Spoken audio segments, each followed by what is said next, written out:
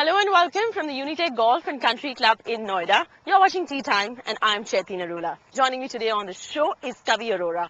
Kavi is actually a startup specialist of the country. He's here today to discuss the role of NBFCs and their effect on the SME sector and much more in detail about SME financing in this country, because SMEs, of course, is a very important cog in the wheel in the country's growth story. Discussing this and much more, and his passion for golf as well, is Kavi Arora on Tea Time.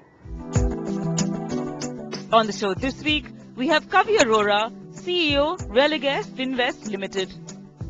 Every organization at the top is run by an entrepreneur. And every business manager, as I said, has to be an entrepreneur in his mind. In news, David Howell wins Alfred Dunhill Links Championship.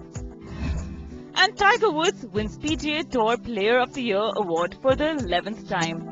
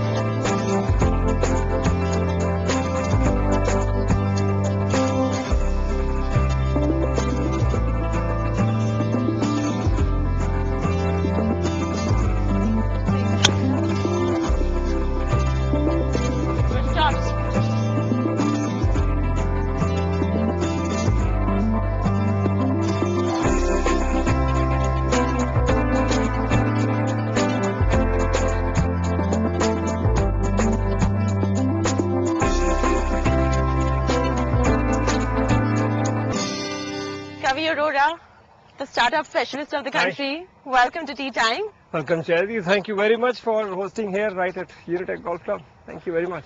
So now MSMEs in India are headed towards a cusp of a huge change, with big box retailers like Walmart, IKEA, Tesco, you've got Carrefour, they're all planning to come to India. What are the kind of changes that we will be seeing in the MSME sector? MSMEs, first of all, play a very, very important role in any economy, and especially developing economies. Very important cog in the wheel, actually. If you look at it in India, over 45% of industrial output, more than 95% of employment generation. They're the largest employment generator in the country. So SMEs play a very, very important role. And when you talk of all large, big players, multinationals coming into India, even in that scenario, you will find these SMEs playing a very, very critical part. That's the reason why Indian government is insisting on regulations like 30% sourcing from the SMEs in India for some of these large corporates, because it's important that at one level these are protected, they're nurtured, and we are helping them grow, because in effect they help us, our economy, to grow and flourish. It's important to protect them, to nurture them, and make them stronger, stand on their own feet. So we benefit as an economy, as a country. What are some of the challenges that the MSME sector is facing in this country in terms of innovation, in terms of strategizing? What are the stress areas, really? Look at the top three issues that we see in SME sector. First is availability of credit, both timely and sufficient. Mm-hmm. The second issue is delay in payment by larger corporates and large public sector units. And third is to upgrade technology so they're able to stand up and face competition internationally. In effect, if you look at all these three top critical issues, it boils down to availability of finance and money for them. Interesting. On that note, it's time now for me to tee off and we continue talking.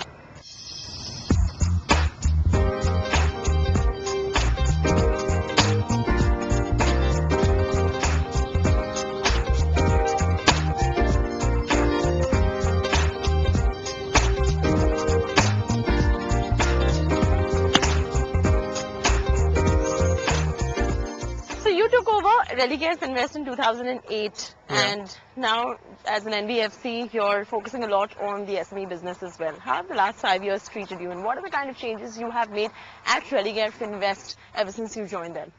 Well, last 5 years has been an amazing journey, Cherry, to say the least. We started focusing on SMEs in 2008 what we focused on setting up, giving loans to a self-employed who has an existing business model, proven financial track record, and looking for money for expansion. The simple fundamental being that if you're giving money which is going for productive end use of, in the business and generating more cash flow for the business, higher likelihood of that loan performing. And that's how we started. And in last 5 years, we've built up a fairly large book. Today, we are among the top 10 financial services in the country, top 10 NBFCs, with a book size which is over 12,000 crores. And it's been extremely rewarding and very, very, I would say, pleasing 5 years. We actually, it's difficult to assess that's 5 years already. It's almost feels seems like yesterday. Yes, yesterday. So what led you to focus on the MSME sector predominantly?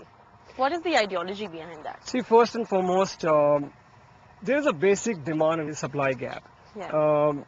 And that is very, very vast. Even the latest, IFC study, which puts that gap at 19 trillion rupees per annum, it is huge. And as a player, if I position myself and cater to that services to SMEs, there's enough and more in terms of business opportunity. Second, as I said, the credit environment in 2008 when we set up, we believe fundamentally from risk perspective, to give money for productive end use is far better than giving loans for consumption. That's the reason why really we started. Are you positively happy about the fact that the government has more than doubled the allocation of funding to the SME sector? Absolutely. You take a look at USA back in 30s after the Great Depression. It is SMEs which really supported and pulled that economy out of the doldrums that it was in. So it is across the globe, across economies proven a strong SME sector plays a very, very important role in the development of the economy. What are the top practices in your opinion that will really make financing easy for financiers in the MSME sector? Well, I think there are both sides which are required to move in the same direction. From SME's perspective, I guess first they've got to start being very clean and clear about their disclosure and financials, which will always help a lender to understand their credit and the underlying cash flow in the business. From a financials point of view, they'll have to take a more pragmatic and a practical view of the real understanding of the business which the SME runs and the real earning from that business. Bringing these two together will help the financiers understand the SMEs better, SMEs to have their disclosures and their governance model in place, which makes lenders more comfortable. Before we take a quick break on this segment, let's understand the SME sector much better in terms of it being a catalyst for socio-economic transformation in this country. Are you likely and projecting to see some sort of a metamorphosis in this sector setting in? Of course, as I say, it is the most critical sector when it comes to moving the economy. And if, as a country, we have to reach where we are destined to over the next 5 years, this sector has to go through that metamorphosis. All right, so on that note, it's time now for us to take a quick breather as we discuss with Kavi Arora, the MSME sector, going through a bit of a metamorphosis. We will remain in conversation with him and understand more on NBFCs financing the SME sector on the other side of this break as well. Take a breather. We will see you on the other side. Welcome back. We're still in conversation with Kavi Arora of Religare Finvest, discussing the MSME sector and the financing through NBFCs like Religare Finvest in much detail. Now, you work closely with CII as well. CII has proposed a lot of these policy regulations to the government as well. Take us through some of them and how are they likely to benefit the sector? CII works very strongly and consistently with the government, various ministries. There is a separate ministry of MSME. And we work with the Ministry of MSME, Ministry of Finance, and have come out with various regulations which help in terms of, like a challenge, let's take the delay in payment of bills, which kind of puts pressure on MSMEs when it comes to meeting their working capital demands.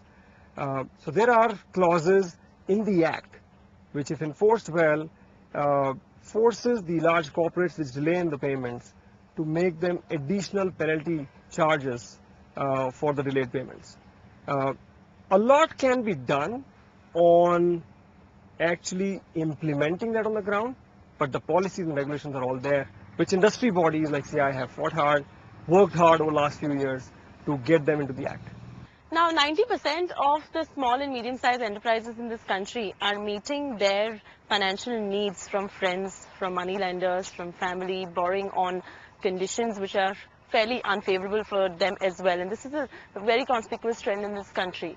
What kind of scope potential do you see for somebody like a Religare Finvest in a situation like this, which the country is very used to this predisposition? Well, I guess our whole business model is based on this very point that you've picked up. There is a lot companies like us can do to fulfill the requirements for capital, both in terms of debt and equity that these SMEs need, not only for their basic existence and growth. Today, SMEs have very large aspirations with the opening of the economy, the aspirations to compete at an international level. And let me tell you, we have some really competitive products, SMEs which are, I would say from their spirit, really competitive, who can do really well, need this support. So we, as an organization, play that part in terms of supporting them with basic need like providing them with the finance. And I'm sure with certain other regulations helping over a period of time, we can do a lot more than what we're able to do today. So it's that time on the fairway that leads us to the green as well. Come, let's play a chip shot.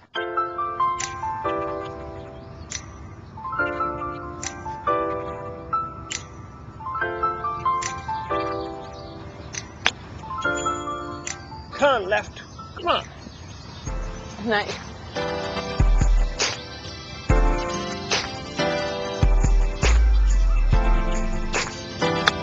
Great shot. Thank you. So now there has been an increase in the credit agencies rating the companies in the MSME sectors as well. Now, how does this help validate the companies in this sector, and how does this help your cause as well? Are you also proactively helping companies get a rating? Rating always helps in terms of better understanding of the financial and the overall financial performance of the organization. Right. And from a lender's point of view, to have an external validation by a rating agency is very good to help them be confident about the lending business that they're getting into with the SMEs. And that is the reason when we talk about an increased flow of credit to SMEs, credit rating has already started playing a very important part. And a lot of our credit rating agencies are working with the SMEs to get their products to be attractive for getting more and more SMEs rated today, which helps the SMEs in terms of accessing funding, and from lenders' point of view, providing them with credit based on an external validation. So it's obviously helping both. So that's a very interesting point that you brought out. We will be discussing a lot more in detail about the sources of non-debt funding as well for the MSME sector. But all this on the other side of this break. Stay with us on ET Now. Welcome back. Thank you for staying with us on Tea Time. Now we were discussing about non-debt sources of funding. That's where we left off. Banks and NBFCs alike have been able to provide the right kind of financial support to this sector. But there is a gap, which is a demand-supply significant gap when it comes to risk capital in this sector. Right. What are the other non-debt sources of funding that the MSME sector can get? There are a lot of venture capital funds and private equity funds which are specifically focused on this sector, which have set up as their core objective of investing early stage in some of these SMEs to take them to their next stage of evolution and provide them with the risk capital. There are other schemes being worked out both at government level and through the public sector, where risk capital is being provided to the MSMEs for their growth to support along with the debt. At Religare Finvest, the business model that you've put into place is very well aligned, keeping in mind the future regulatory environment as well. How have you been able to manage to do that? Well, I guess when it comes to regulatory environment, you've got to identify the direction in which the regulator is thinking. And I guess the most important part is to stay ahead of the curve in terms of the way regulations are going to evolve over a period of time. Let's take an example. In 2010, when Usha Tharad committee was put up for reforms on NBFC as a sector, there are some very key regulations that are part of that recommendation set. It's a matter of time when they're going to become a regulation. We as an organization, as a business model, align to all those requirements much ahead of the requirement actually becoming an act. Broadly, three areas around which these regulations are formed. First is adequate capital chasing the assets that are being created in NBFC sector. The capital requirement both in tier 1, tier 2 recommended is gone up in those recommendations.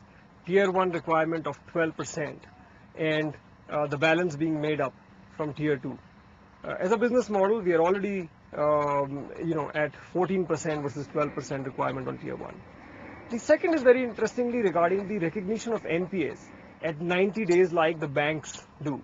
NBFCs by regulation today can recognize NPAs at 180 days. Now, RBI as a regulator does not like this regulatory arbitrage, Right. where NBFCs can recognize at 180 days, while in the banking sector, the NPAs are recognized at 90 days. 90 days. So we as a business took call in 2010 October, post my meeting with Usha and the rest of the committee, we have moved our NPA recognition to 90 days already. The third area is regarding providing enough in terms of what we call as the loan loss reserves on good assets. The requirement from RBI came to 0.25% in April 2011, while we as a business have been providing more than 0.75% from the time we started our business. Today at a balance sheet level, we carry more than 0.75% reserve for good assets. Now, that is with a very conservative view that as you grow your business, you are bound to face some challenges and you will have a credit cycle which will come in the business model over your existence over 10 years. So we started providing that while we set up. So today, I can very proudly say if all these regulations were to become statute from RBI, we have no challenges to meet those requirements. In fact, we are already aligned. Now the entrepreneur in Kavi Arora. Let's get to know the entrepreneurial side of you much better. Well, I believe that end of the day, every organization at the top is run by an entrepreneur. And every business manager, as I said, has to be an entrepreneur in his mind. And being an entrepreneur means that you think in terms of your business. What is right for your business, you will not hesitate in taking those calls for your business. So you will not get emotional about taking those calls, because first and foremost thing is the existence and flourishing of your business itself. Yes. And that's, I think, very, very entrepreneurial spirit. What we've done in our organization is that we are promoting entrepreneurship. We have divided the country into 16 zones which are aligned to the 16 clusters where we are addressing the SMEs. These are each one headed by what we call as zonal business heads, who are for me real entrepreneurs of that geography. Their job is to drive our organizational goals, my goals, into the geographies, into the areas that they run. They're responsible for sales, credit, collections, customer service, operations, everything of the business. They're real P&L owners of the business. That's lovely. Let's finish our game. Come.